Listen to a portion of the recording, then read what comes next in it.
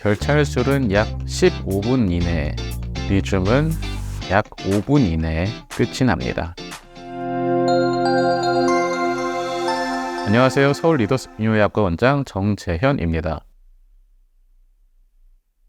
전립선 비대증의 치료에서 약물이 효과가 좋다면 수술을 피해갈 수 있어서 다행이지만 약을 계속 먹어도 효과가 적거나 너무 오랜 기간 약을 드셔서 지치는 분들도 상당수 계십니다. 한편으로는 약을 몇 년 이상 먹다 보니 이 약값이 수술비를 넘겠다 라고 우스갯소리를 하시는 분들도 계시고요. 그래서 오늘은 약물 치료 다음 단계인 시술과 수술법들에 대해서 안내 및 비교를 해보겠습니다. 지난 영상에서 수술 치료들을 시대별로 쭉 정리해드렸었는데요. 그거는 우측에 I를 클릭하셔서 참고하시고, 오늘은 근래 가장 흔하게 시행되고 있는 4가지 방법에 대해서 집중적으로 비교를 해보겠습니다.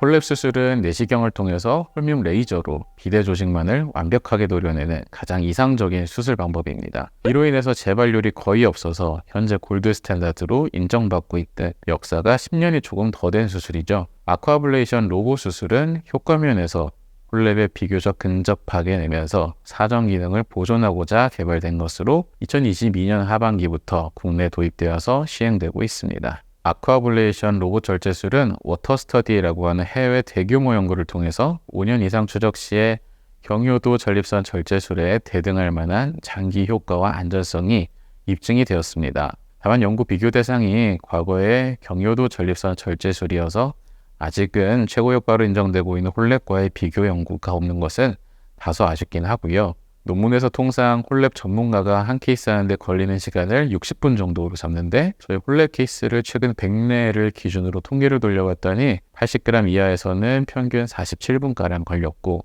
어제 아침에 45g짜리 케이스는 26분이 걸렸더라고요. 100g이 넘는 경우는 마무리까지 평균 63분 정도 걸린 거로 보입니다. 아쿠아블레이션은 순수 절제 시간은 약 5분에서 10분 내로 빠르게 끝나고 절제 전에 내시경과 초음파로 단면을 그리는 작업 시간 등을 합치면 총 시간은 한 40분 정도 됩니다. 홀랩 수술의 유일한 연구적 단점인 역행성 사정이 있죠. 연구 결과마다 상이하지만 대개는 약 80%가량에서 발생한다고 알려져 있고 저는 수술 받으시는 모든 분들께 역행성 사정은 생길 거라고 마음의 준비를 시켜드립니다. 아쿠아블레이션은 역행성 사정 발생 비율을 15에서 20%까지 낮췄는데 이 수치는 물론 무시할 수 없는 비율이긴 합니다만 꽤 많이 감소시키긴 했습니다.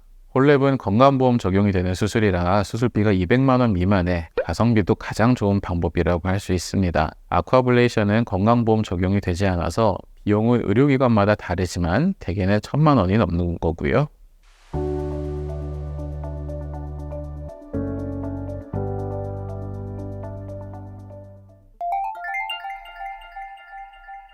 앞선 수술들에 비해 회복기간이 짧은 시술로 리줌과 전립선 결찰술이 있습니다.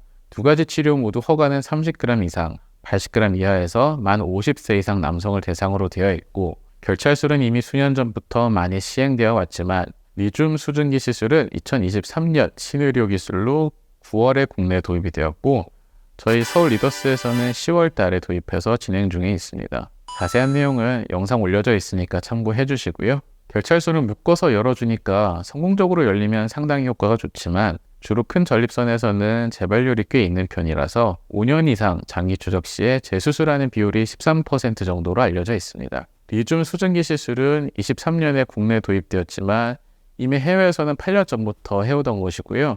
환자가 마루타가 되는 건 아니고요. 연구 결과가 다 나와 있습니다. 효과와 안전성이 입증에 대해서요. 5년 이상 장기 추적 시에 재수술하는 비율이 약 4.4%로 수술적 치료만큼이나 적은 재발률을 보입니다.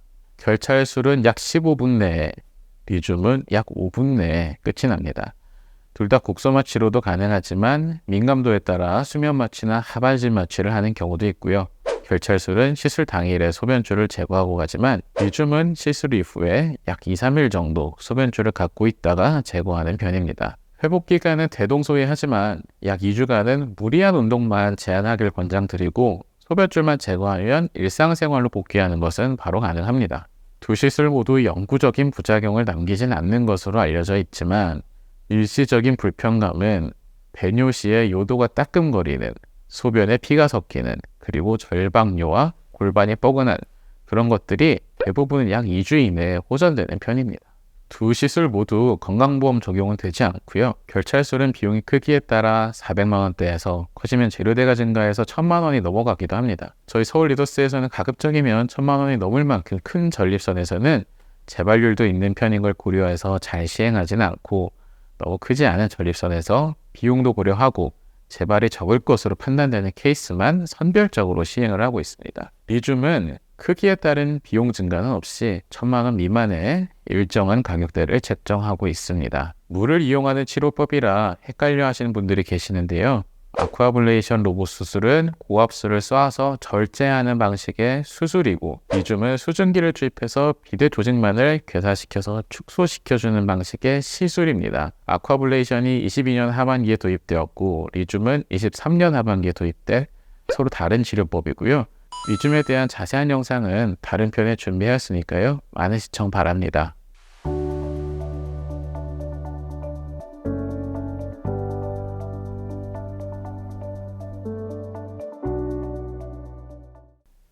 전립선 비대증의 수술과 시술에서는 단 한 가지 정답만 존재하는 것은 아닙니다. 어떤 경우에서는 2번이 정답이 되겠지만 누군가에게는 3번이 정답이 될 수도 있겠죠. 나이와 전립선 크기, 사전 기능을 보존하고자 하는 의지, 그리고 개개인의 경제적인 여건 등을 고려를 해서 상담을 받고 본인한테 가장 맞는 방법을 선택하셔야 되겠습니다.